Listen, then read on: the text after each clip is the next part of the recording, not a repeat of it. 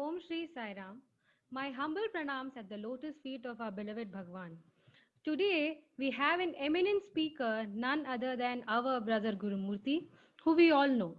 Brother Gurumoorthy is an alumnus of Sri Sathya Sai Educational Institutions and is presently based out of Thane in Maharashtra. Originally hailing from Chennai, he is immensely blessed with Swami's benevolence through his parents, who were fortunate to be introduced to Swami before his birth.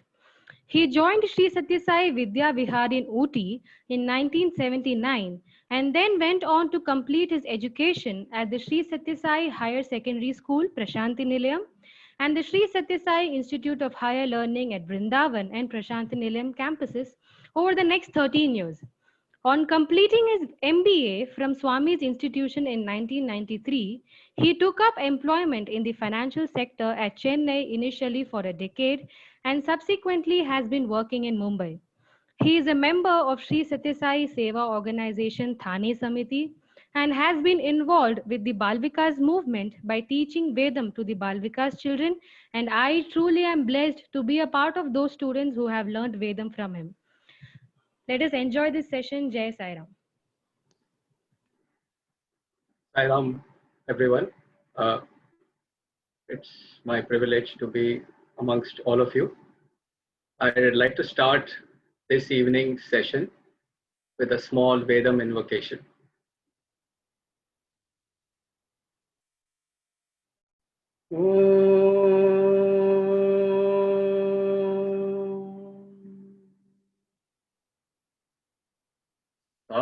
ईश्वराय विद्महे सत्यदेवाय धीमहि तन्नः सर्वः प्रचोदयात् संसमिध्युवसे वृषन्नग्ने विश्वान्यर्या आ इलस्पदे समिध्यसे स no वसून्याभरा सङ्गच्छध्वं संवदध्वं संवो मनांसि जानताम् देवाभागं यथा पूर्वे सञ्जानाना उपासते समानो मन्त्रः समिति समानि समानं मन सह चित्तमेषाम् समानं मन्त्रमभिमन्त्रयेवः समानेन वो हविषा जुहोमि समानि व आकूतिः समाना हृदयानि वः समानमस्तु वो मनो यथा वस्सु सहासति ॐ शान्ति शान्ति शान्तिः. My most humble pranams at the lotus feet of our most beloved Sai. I like to start with explaining what was just chanted a few seconds ago. This is called the Samana Suktam, or also more popularly known as Aikamatya Suktam. What is Aikamatya? Which is basically bringing unity amongst people, right? And it is, I believe, apt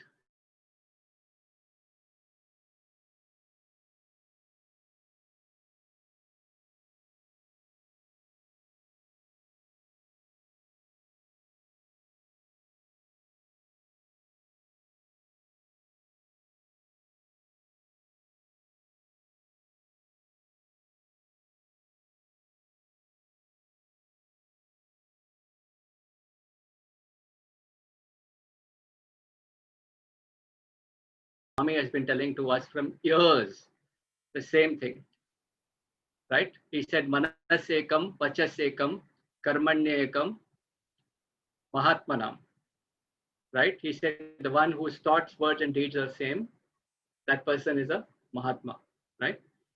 And so we see that what is taught in the Vedas and what Swami has been simplifying for us in so easy language, they are identical. They are the same, right? We just, Swami's made it so much more easier. Swami said, no, you don't even have to learn Sanskrit. You don't have to know the meaning of the words. Just listen to what I'm saying, and you will get the sum and substance of all the scriptures. And they are all practical. They are all stuff that you and me can practice easily without much effort. I like to express gratitude to be part of this satsang. This is a group with which I have had the good fortune of being closely associated for now nearly uh, more than a decade in different ways.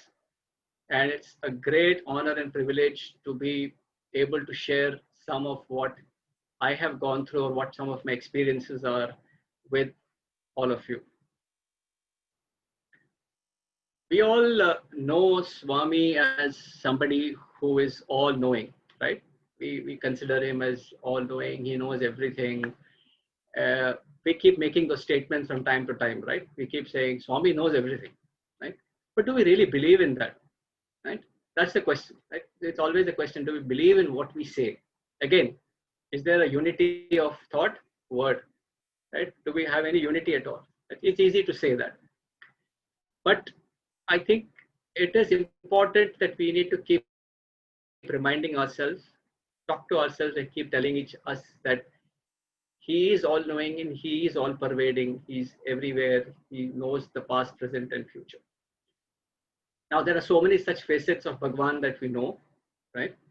And I'll try to share some facets of what I was fortunate enough to experience. One small one facet of this is that quality of Bhagwan being an Arogyadai, or one who has provided health, or basically the blessing of health, right? And that's a very important thing, right, for all of us. Now, this dates back to many, many, many years back, right? It's almost probably 30 years back, or probably, yeah, 25, 27, 28 years back, right? This was during when I used to be studying in Swami's college in Vrindavan, Whitefield, Bangalore. And typically those were the, the late teenage years, when we were studying there. And like every young person in those days, there was this, fancy to maintain a good physical figure and saying all that. So we used to have a nice gymnasium there where we could go and, do weights and all that stuff. So typically ambitious, lot of company with other classmates and other things. We all used to go and do weightlifting and, do bodybuilding, right? Like everybody. And, it's a normal event in the life of any youngster, right? But what I didn't know is that what was going to come after that, right? Obviously, we wouldn't know at that point in time. But so I did. I had my. I went through all my exercises and everything else, and it benefited me physically in a big way, right? And then subsequent to my graduation, I was fortunate enough to be selected in the MBA program at Prashanthi Nilayam, right? And this was my first year of my MBA, right? And in that first year of my MBA, I started having some problems with my back, right? And I started having some pain in the back, right? Towards the base of my spine. I started having some problems. I started having what is now more popularly known as sciatica, right? The sciatica problem, which is a nerve tension problem, right? And so I was taking some treatment, taking some medicine. I tried homeopathy. I was advised some yoga asanas to to stretch and to relieve the tension and all that stuff, right? So I was doing, but it was giving me a fair bit of agony at that point in time. And then, and so the year passed in this way. There were times when the pain was quite unbearable. I would sometimes, sort of cry on my own because of the pain, because it was pretty unbearable. So, but then it somehow managed. We went on. We finished the year, right? And it was between our first year and our second year of MBA.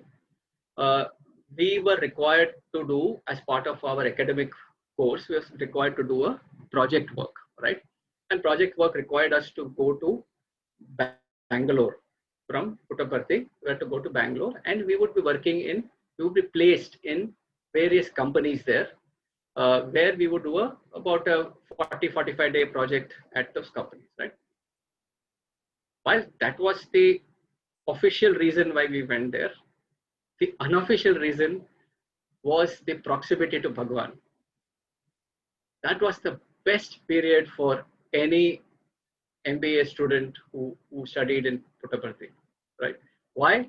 Because Swami would shower abundant grace and attention during that period, right? Because he would be in Vrindavan, he would not yet have gone back, and he would stay on for some more time till the boys finished their project, and then he would return to Puttaparthi. This was those days. Of course, things changed later, but those days he used to do that, right? And so therefore, we got a lot of chances with Swami. Swami would, talk to us regularly almost on a daily basis. We would get addressed by Bhagwan inside the Trai Vrindavan. And what happened was, one of the days when I was, we were in the evening darshan, boys were asked to go inside for darshan. For the evening, Swami would talk to all the students. That was including the Vrindavan campus boys also. So we were waiting. So one day what happened was, I was waiting, just sitting in that thing. And it so happened that I was sitting near the door to the place where Swami would go and sit on his throne, right? Or in his jhula. There was a jhula there, okay?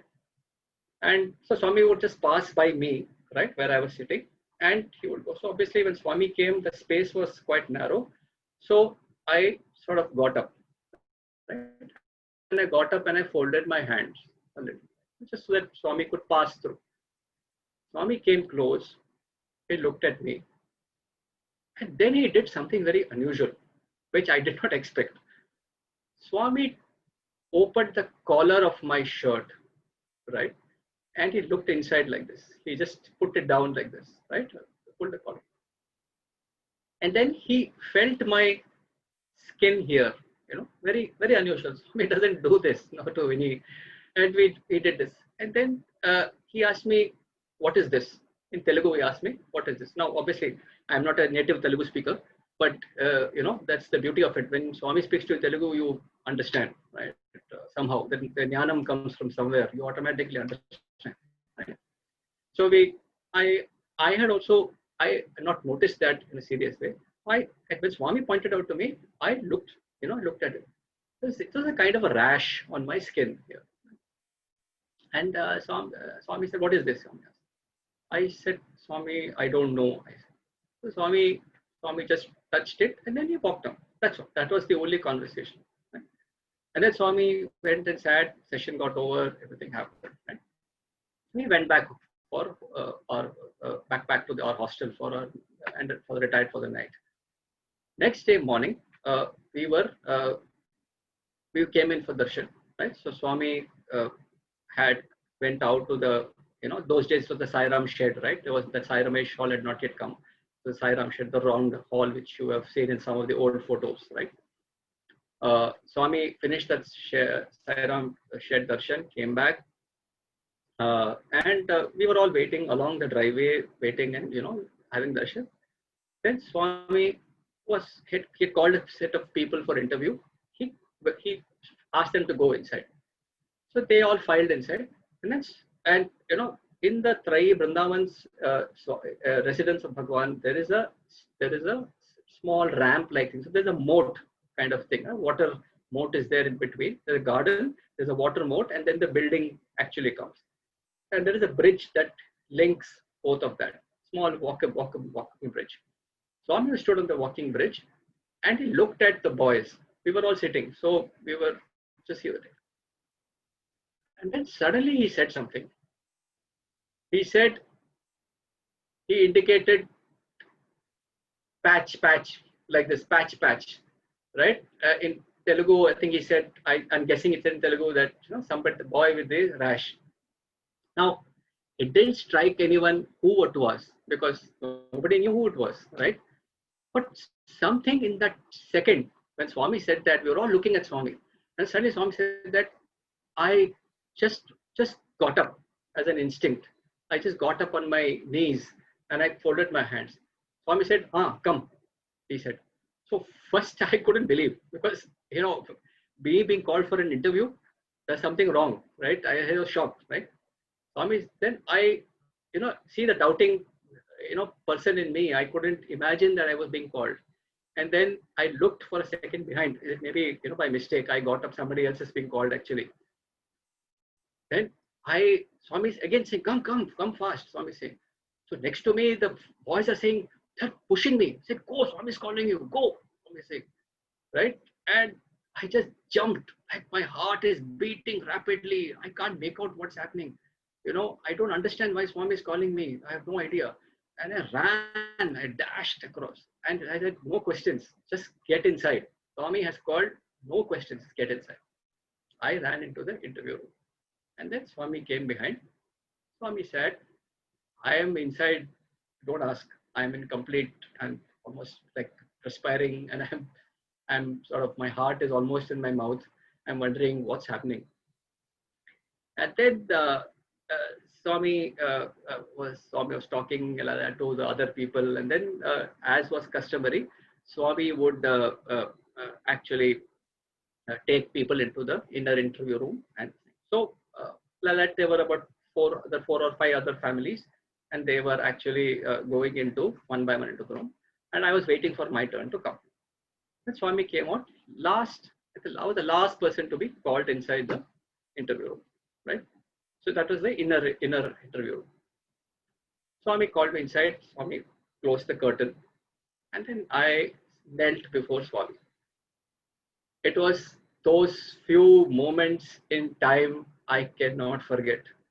Those were the moments where it was just having the Lord of the universe in front of you in that proximity. It is even today, as I speak, I feel that Swami is standing right in front and you're just folding hands and just looking up to him. And he just smiled and he said, he made a very profound statement, right?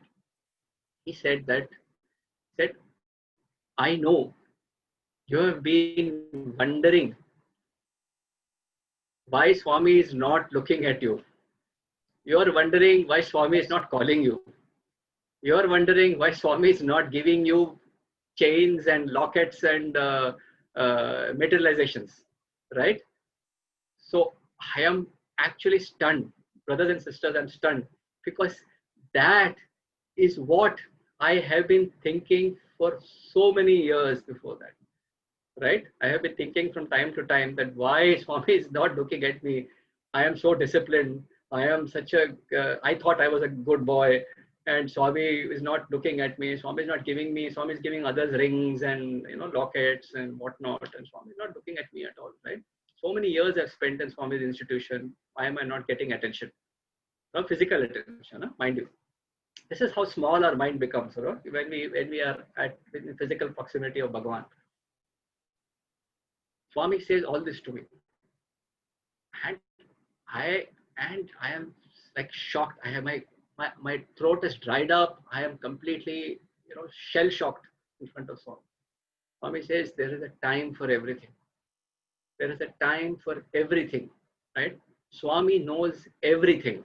This is the Swami's words, and this is Swami's words. Swami knows everything. And then finally he gives the punchline.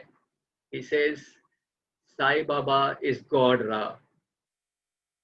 This is the sentence he says. That one line, it is resounding in my mind even today. He says, Sai Baba is God Ra. Right? Now, that was the end of the story for me. I couldn't control. My tap burst open, right? And I cried. I don't know how long I would have cried in front of Swami, like as if for years of pent up frustration, whatever agony, nothing, just cried and let it all come out in front of Swami, right? And Swami, in his kindness, he he was so merciful. That's immediately you see that a moment he is like a stern father or a advising father. The next second he becomes a mother, right?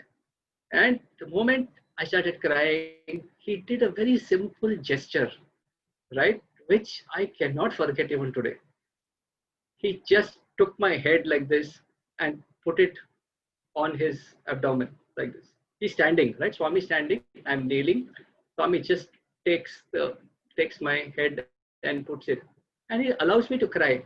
And I felt so ashamed that I have stained Swami's robe with my tear, right? I can't, I feel awkward. I take my head back because I am, I think that's a disrespect to Bhagwan, right? But Swami, no, Swami not bothered. Swami is saying, and brothers and sisters, it was the greatest experience I had at those few moments in time, right? Swami calls us outside. Sorry, takes me outside. He said, just before we leave from the interview room, Swami waves his hand and he materializes kalkand, right? The sugar candy, right? He materializes kalkand. And he gives it to me, right? He gives it to me. He says, this is for you. So then, traditionally, how we do, we just keep it safely and we, keep it in our hand and we will go and eat. Swami doesn't allow me to wait for it to go out and eat. Swami says, eat. Now I am already emotionally very overwhelmed, right? So I'm saying, so Swami says, no, eat. Swami says. Then he watches me as I'm quickly gobbling up those small, about small handful of kalkand. I pop it into my mouth one by one quickly, right? And I eat it. And then the interview gets over, we come out. Now, for a moment, I just want to pause here and tell you that why did Swami have to make that declaration that Sai Baba is God, right? Is it because I may not have known it, which is unlikely because if I didn't believe Swami was God, I probably would never have come to his institution, right? But I think the purpose of making that statement is very simple, is to reinforce the thought that, realize that don't mistake this physical being, 5 foot 4 inch being to be somebody trivial. This is an almighty power standing in front of you, and you are blessed to be in front of that power, right? That is divine, and you are privileged to be in front of divinity. Not to mistake that it is a physical frame, and don't trivialize that relationship by saying I am not getting attention from the physical frame. The physical frame is nothing. It's way beyond that. I think that point he was trying to reinforce in that statement that he made. And that's what I want to leave that thought with you, that let us not, lock ourselves or lock Bhagwan into a frame, right? He is beyond that, way beyond that. We can't even comprehend, right? We don't have a sense of comprehension. So then, I went out and we went back to the hostel. And what happened was something peculiar happened after I went back to the hostel. I went back to my room, my dormitory, and after a few minutes, all my friends were excited, asking me what was happening and all that stuff. Then after a short while, I started feeling drowsy, right? And I slept off, right? Now, this was morning, so roughly around 10 o'clock, 10:30 it must be. By the time the interview is on got over, 10:30 roughly, I have got to sleep, right? It was a weekend, so it was no college, no thing. I didn't have to go anywhere, but I slept off. I must have slept for about 2 odd hours of lunch. Now, when I got up, I felt something very new within me. I don't know what happened, right? I don't know. I felt as if something had got some change had occurred within me. I can't explain that today also, like what happened, but something had happened. And I believe it has something to do with what's at a physical level, the prasadam that Swami gave, right? And that emotional, outpour that I had with Bhagwan. A combination of that has perhaps, been settled completely. Swami has given a small nidra and brought me out of the nidra. But I think, uh, and I will just leave this thought with you here because I will come back to this in a little while. Right? We, when we finished our project work in Prashanti Nilayam, we all went back to, in Vrindavan, and then we went back to Prashanti Nilayam to resume our academic term, right? Once we went there, Swami, one of the evenings in darshan time, Swami came, Swami was walking past and I was sitting in the lines amongst the students. Swami called me. Yeah. So Swami told me, look, see, you have to do one thing. You go and go to super specialty hospital. So if you remember, this year was 1992. And that time the super specialty hospital was already operational in Prashanti Nilayam. Swami asked me to go to super specialty hospital and get my heart checked. Right now, please, peculiar, huh? Heart checked for what? I have no idea. I was normal. I didn't have any known heart problems. Nothing. Swami said, go and get it checked. Swami calls the doctor, right? The doctor who's seated in the portico there.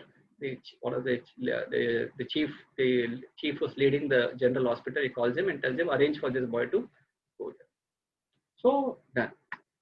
So I go to the hostel back in the evening. Next day, I'm supposed to go to the super specialty hospital. I go and tell the warden of the hostel that Sairam sir, Swami has instructed that I have to go to the super specialty hospital. So I'm coming to take your permission so that tomorrow I can go and come. And I won't be attending the college tomorrow. Right? So I'll be going. So he says, Guru, you didn't tell me all these years that you had a heart problem. From where did this heart problem come? I said, sir, Sairam sir, I also don't know from where the heart problem came.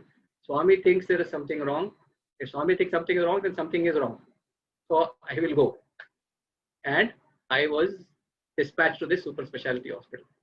And then when I went there, very, very interesting. And I went through a whole series of tests the next day, treadmill test, blood test, that test, ECG, this, that. So the treadmill, when I was doing treadmill tests, those people in the super specialty hospital, I was doing pretty well for the treadmill. So in treadmill, if you're familiar, there are multiple levels, right? And I was doing the test. They were asking, why are you doing this test? They asked me. I said, I don't know, sir. I have been instructed to do it, and I'm following instructions, right? So they said, somebody with a heart problem cannot do so many levels of heart testing. I said, I don't know. I have no idea. So then, fine. Then last, there was a doctor, physician examination is part of that total exercise, right? And a physician examines me. Now, this was a visiting doctor from Italy who was there, right? And he came and he tested me and he did, the standard medical test, checks, it touch the throat, touch the stomach, abdomen, all that stuff they do, right? Check the pulse. Then he said, Sairam, he said, son, are you feeling unwell? Are you having any palpitation? Nothing. I said, sir, I have no such problems. Never had reported. He said, how is it possible that you are having a heart problem here? I said, sir, I do not know. Swami's instructions, I am following. Okay. So then he made a statement. He said, if Swami has said there is a problem, then there is a problem. We are not able to see it. Right? So just imagine, he's a medical practitioner. He's a physician from Italy. He's had over 20-25 years of medical practice. And that man says that if Swami has said there's a problem, there is a problem. Right? Now everybody is confused. Now the doctor doesn't know what to go and tell Swami. They are not able to detect anything. So they gave a report saying that there is some murmur in the heart. Now, whatever that is in medical terms, I don't know. But some kind of a murmur in the heart, right? And so that was the report given. And now see the joke. the next evening, right? Come to the evening. Now, uh, so, so I'm sitting there. So I went and sat in the front that evening because as a duty I had to report to Swami what happened, right? So Swami glides for darshan out. He comes out, slowly comes to where, close to where I was sitting. He looks at me. He's got a small smirk on his face. You know? Swami's smirk is a cute little smirk, mischievous, right? He looks at me and he raises his eyebrows and asks, "Kya bola doctor? Kya bola doctor?" He says. So I got up. I was also, I didn't know what to say. I got up and said, "Swami, nothing, Swami, nothing is there."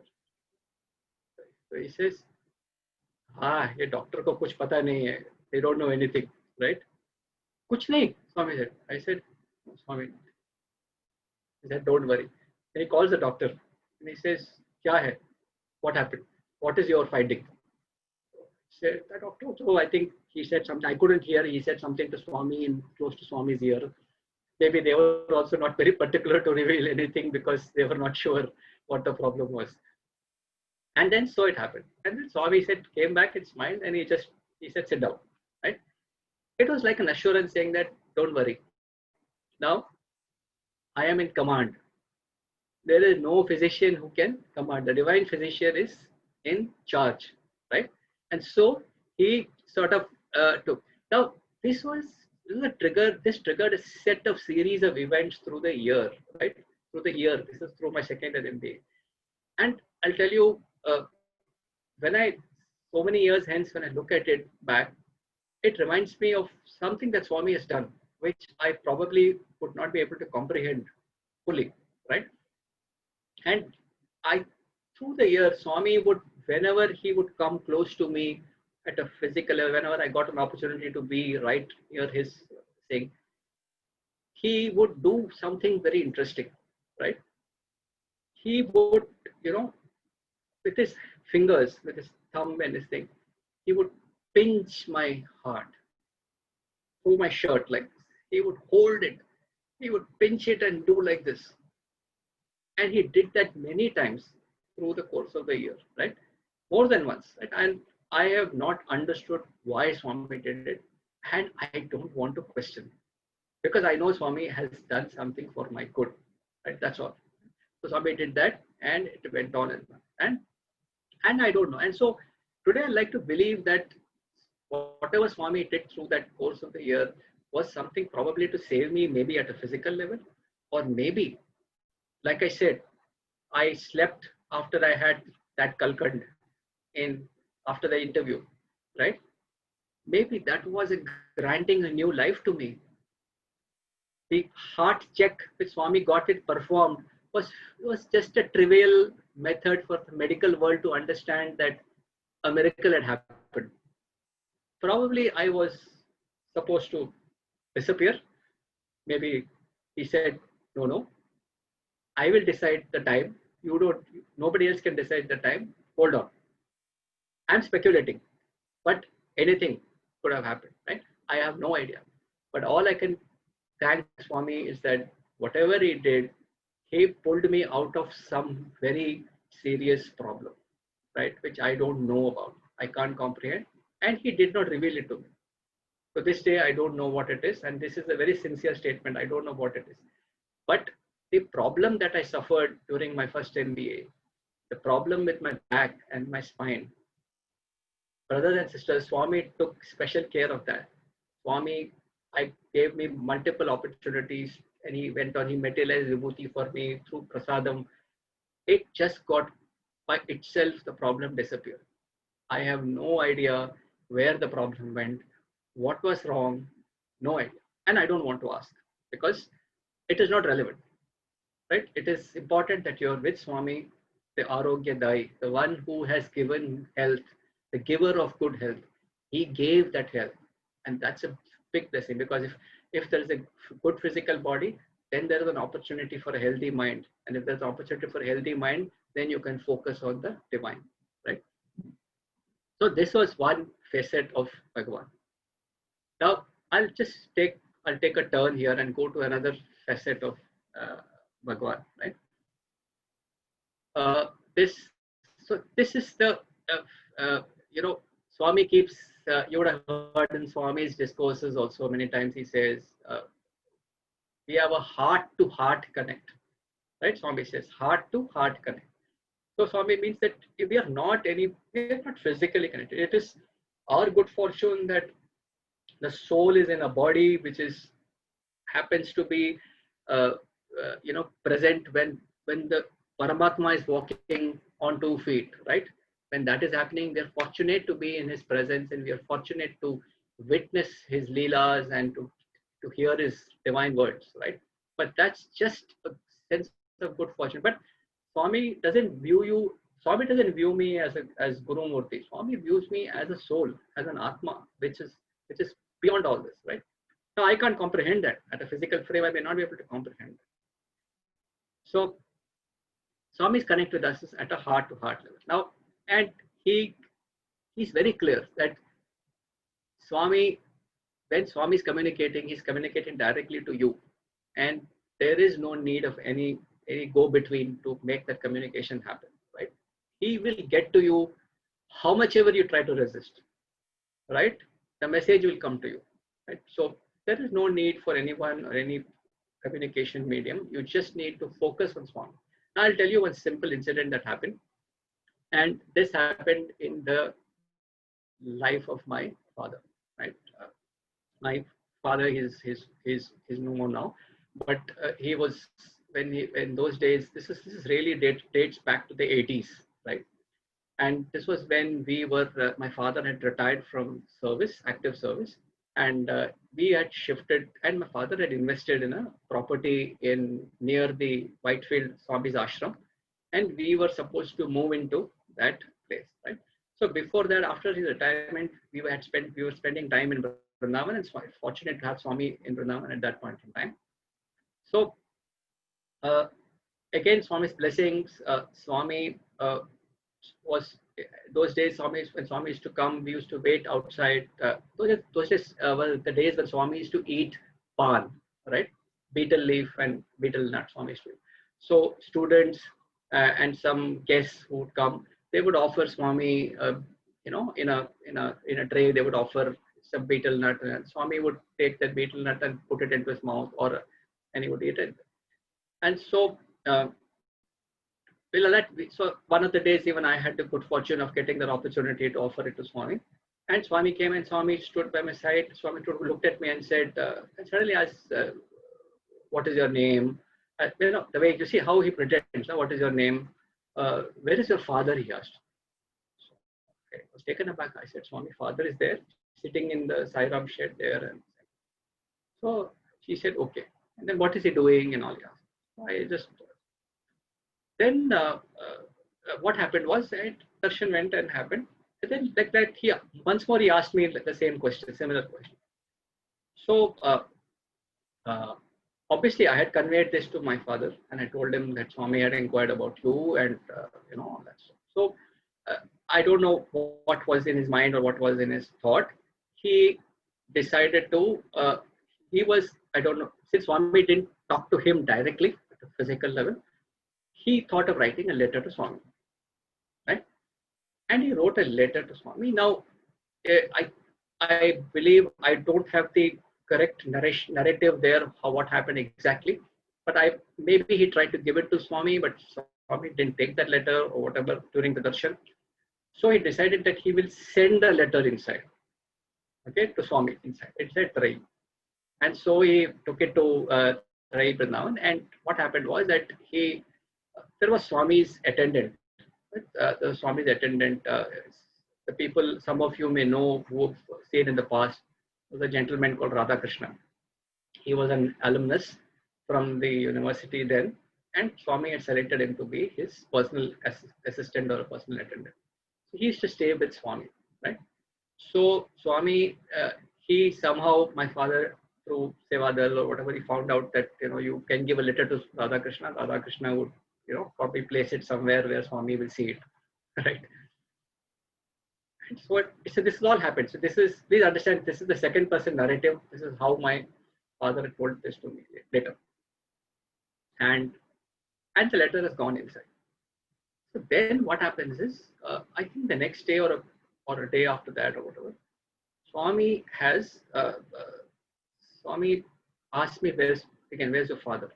Yeah, I call him, right? Then Swami goes to darshan, goes back inside.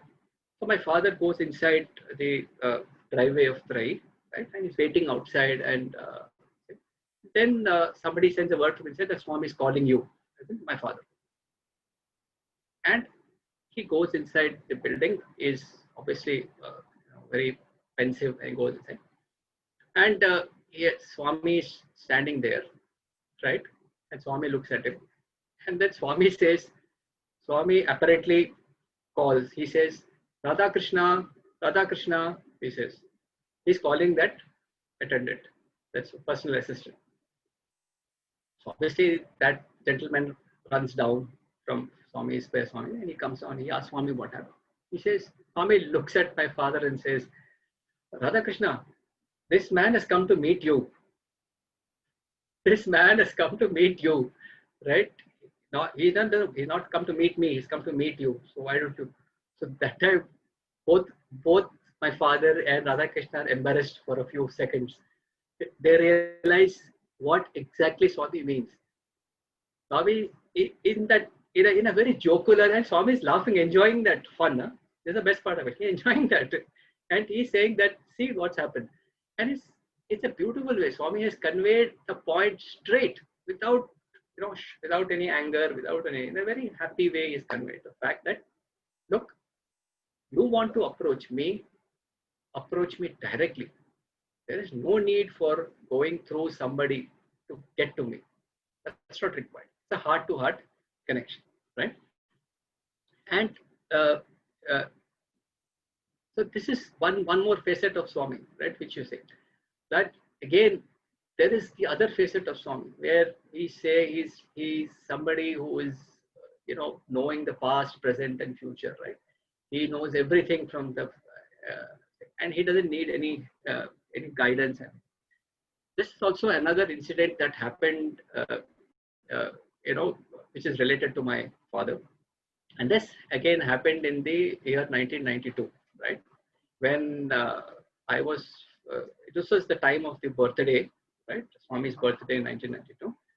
And I was fortunate enough to be part of the, every year you're familiar with, those of you familiar, the university students put up a drama on the 22nd of November, right? Every year, which is on that particular year, I had the good fortune of being part of that drama, right? And therefore we got a few opportunities to Swami would, as a director, would actually direct the drama and ask us to enact the scenes in front of him so that he would correct us. And then the birthday got over. The next day, this was 24th of November.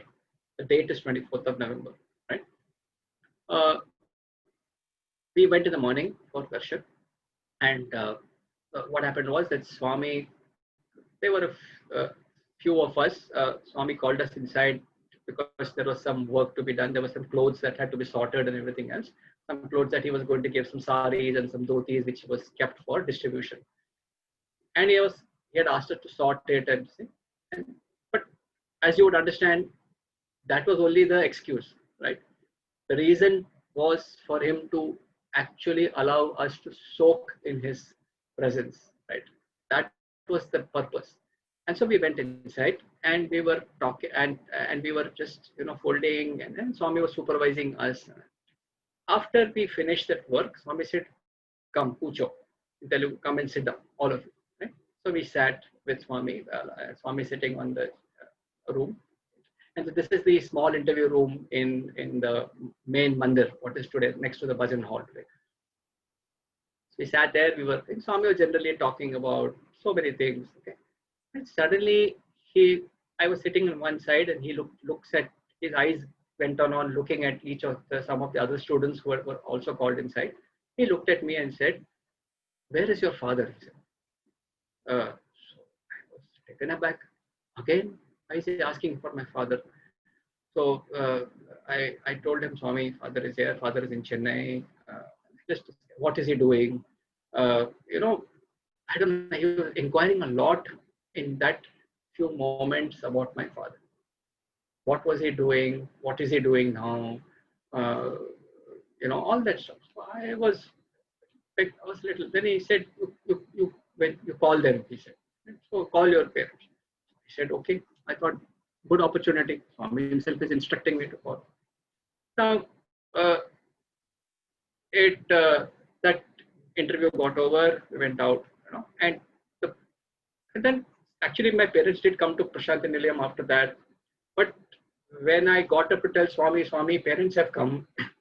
You asked me to call. Swami just ignored me as if I didn't exist for a few minutes.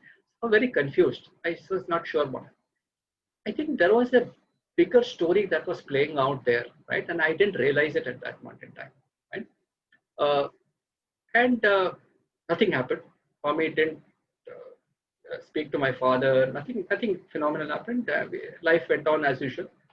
I finished my academic courses in Puttaparthi, and I graduated out of my MBA, and I left the institution and to seek a job in Chennai, right? And this was 1993, and then the time elapsed. I was looking for many opportunities, not getting anything initial days, and it was for me. And then what happened was then, unfortunately for me, my father took unwell at that point in time towards the end of the year, and then sometime in November, I was unfortunate incident. My father passed away. Now that happened, and you know, typical of all we do as whatever Hindu these things, we do the 13 days of rituals, right? Now look at the way the timing, right? And so this is where I keep reminding myself that Swami is the Kalatita. He knows, he's about the time. He knows exactly what has to be done at what point in time, right? The 13 days elapsed. On the 13th day, now typical of Hindu rituals, on the 13th day, we have what is known as the Shanti ceremony, right? Or the ceremony of peace, right? When we are saying that we are restoring the house back to normal and everything. Now, what day was that coming in? That was coming on 24th of November, right? That day was 24th of November. Exactly 1 year to the day of Swami asking about my father, right? Brothers and sisters, I don't know how to express this in words, but when I was sitting and along with my elder brother and performing the rituals there, this thought came to me like a thunderbolt. It came and hit me as a thunderbolt. Only I knew that for that moment, I knew I couldn't share it with anyone because it was exactly what Swami was trying to convey perhaps 1 year back. He was perhaps inquiring about my father because there was something that was going to unfold, which he did not want me to know. And I believe today that, that sort of gave me a conviction that my father had truly merged with Swami. It was a quiet assurance. Right? I didn't need any specific message. It was clean and so that's how Swami is, knower of the past, present, and future. He knows what's happening ahead, but he will not give you a scare, but he will give you a caution sometimes. Now, it is left to us, if you're fortunate enough to get a caution from Swami, it is in our interest to follow it. Right? And so this is how Swami has been. And so, uh, what do we need to understand from all of these things? These are all incidents, right? And there are thousands and thousands of incidents that have happened with hundreds and thousands of people around the world, right? And some of them are probably way more spectacular than what I am narrating here, right? But let us not lose the fact that Swami is an eternal witness, right? Swami is an eternal witness. He is constantly watching over us, right? And for Swami, we are not the physical frame that we are breathing and walking around in, right? That's fine. That's for the world. That we need that physical frame to actually exist, to carry out our tasks, and to grow spiritually. You need that body. But for Swami, we are much beyond that, right? Because his association with us is at a spiritual level. It is not, it's a heart to heart. It is not an art. Body is like an art, right? It's a work of art, right? It is the God's or the creator's work of art. Somebody looks, in a certain way. It's a creator's work, right? That's a body. His connection is not with the body. His creation is with our heart. He's just looking for how pure we are and where we are, and it is when Swami says a devotee is at a level of the heart, not at the level of the body. I could be doing a lot of sadhana, physical level, but does that really mean something unless I have a pure heart? Unlikely, right? There was one interview with Swami gave to the students, right? He mentioned, he made a point about this. He said, I am like an airplane. So Swami saying, I am like an airplane, right? I am flying in the sky and looking down to see where is the true devotee. I am like an airplane flying in the sky, looking down to see who is the true devotee. The moment I see a true devotee, I will land, pick the devotee up, and take him. Now, look at this. So it's so beautiful. So simply he says, I am not able to find the devotee as yet, but I want you all to become that, right? I want you all to strive towards that, right? And so that is the important point if our thing, and therefore we have to make a very conscious effort to realize his presence in our life. Sometimes it becomes very trivial, right? It becomes, we take him for granted. We say, Acha, now Swami is not physically present. It's okay. We can do what we want and Swami will pardon us. I think that's a mistaken belief. Let's be consciously aware, remind us every time. And even if we forget, let's talk to ourselves and say that Swami is around. Swami is there every moment, right?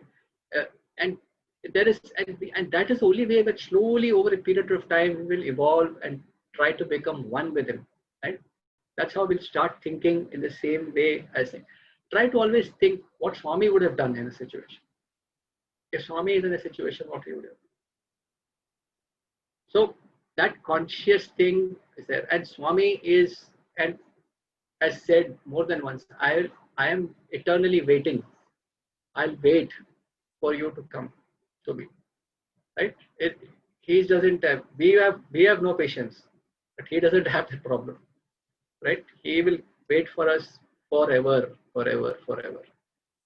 Right? And we have. It is in our interest to shorten that orbit. Right? Swami is like a sun. We are all like planets, probably millions and millions of planets orbiting around him. Right? But you can choose to orbit further away from him, or you can choose to shorten the orbit and come closer to him. Right? Eventually, we have to merge in that sun. And let us also always be, that all these are whatever we are doing today, including the satsang, is just a method for us to unite our thoughts and our minds, our words, our deeds. We need to unite. We these satsangs, bhajans, all the spiritual activities that we carry out in our samiti, right, are all sadhanas to keep us on a disciplined track, right, to get us onto the track of discipline so that we may proceed towards the one goal, which is Bhagwan, right? And that is what Swamis expect from all of us, right? There is, any delay is our misfortune. Swami is not going to feel upset about it. Swami will wait because he knows that someday you will come to him. Right? Our choice to how long we want to make it. Right? So, with these few words, I like to know, Sairam, am I at the end of time or it is 6:55? It is Yeah. 7:55. Is So it? 5 more minutes. Yeah. Yeah. Okay. So this is how it was said. Uh, one other small, since I have about 5 minutes, I'd like to share another small incident which also happened with it was concerning my sister, right, my older sister, and Swami, and she was having a congenital problem, which is a problem from birth, and she had a thing, and Swami took care of her in immense ways, right? And Swami took personal interest. And Swami, in an interview, when I had a good fortune of having an interview with Swami, I sort of prayed to Swami. I said, Swami, uh, I have an elder sister who's having this problem. Please protect. Again, see, we were very fortunate as a family. Swami has given us health. Right? At a physical level, he gave us health. He protected us like a mother. Right? And in that interview, Swami looked at me. Actually, he looked through me. Right? I don't know if you've had this feeling. Somebody looks through you. Somebody looking at you, but actually they're looking at something behind you. Right? That kind of a feeling that Swami gave us. Swami said, "Don't worry. Swami will take care. No surgery." Swami said. Right? And brothers and sisters, I know because of time, I'm really making this incident sound very short, but uh, Swami took care of her and in an immense way. And she was fortunate enough to enjoy a life of many years after that declaration. Swami gave completely protected her, didn't allow her to get into any serious illness or something. And when she eventually left, she left in a most peaceful manner, right? And I have immense respect for her because in my heart, I believe that she was a punyatma, right? She went a few months before Bhagwan left his physical frame. She went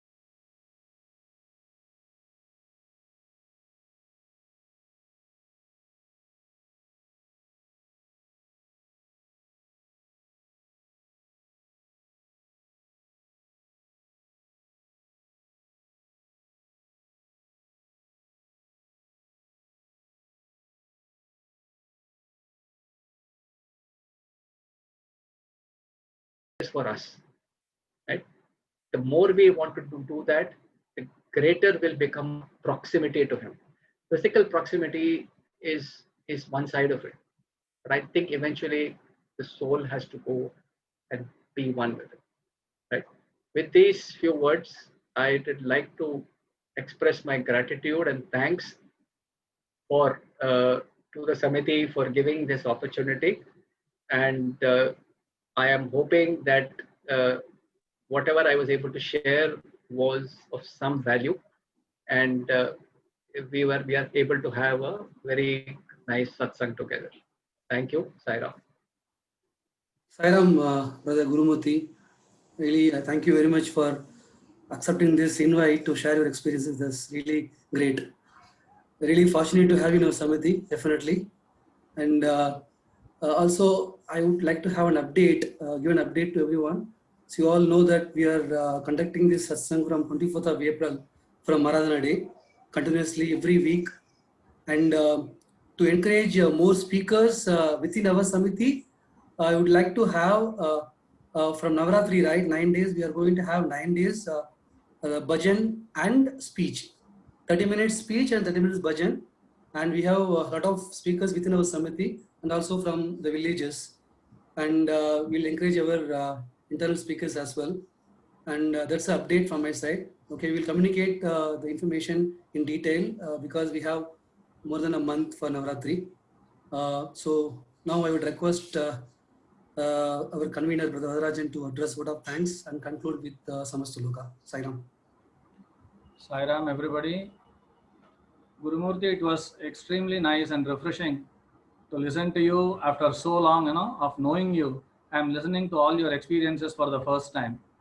Regarding the problem that you had and the way Swami solved your problem, I think he had acted more than a mother, more than 1,000 mother for you, because you never experienced the pain of that malady that Swami removed it from you. He had removed it without you experiencing any pain whatsoever. That was nothing short of a miracle and nothing short of 1,000 mother that Swami claims that he is. And you have experienced it, and it is so great to know about it. And thanks a lot for sharing your experiences. And I thank you on behalf of all the members of Thane Samithi for sharing your experiences with you. And it was extremely nice. And the heart connection that we have to make is one of the most profound takeaway from your speech today. And we have to be always mentally close to Swami rather than trying to be physically close, because mental closeness is the real closeness. Sairam, thank you very much. Sairam. Thank you.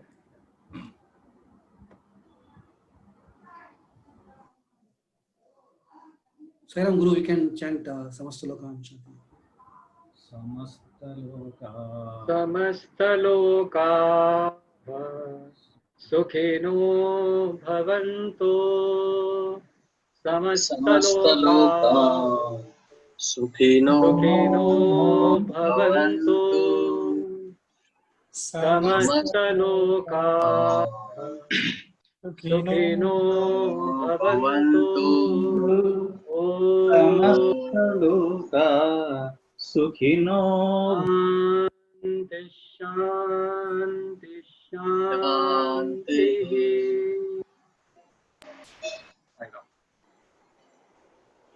Sairam, thank you very much, Sairam. Sairam. Sairam. Sairam. Sairam to you all.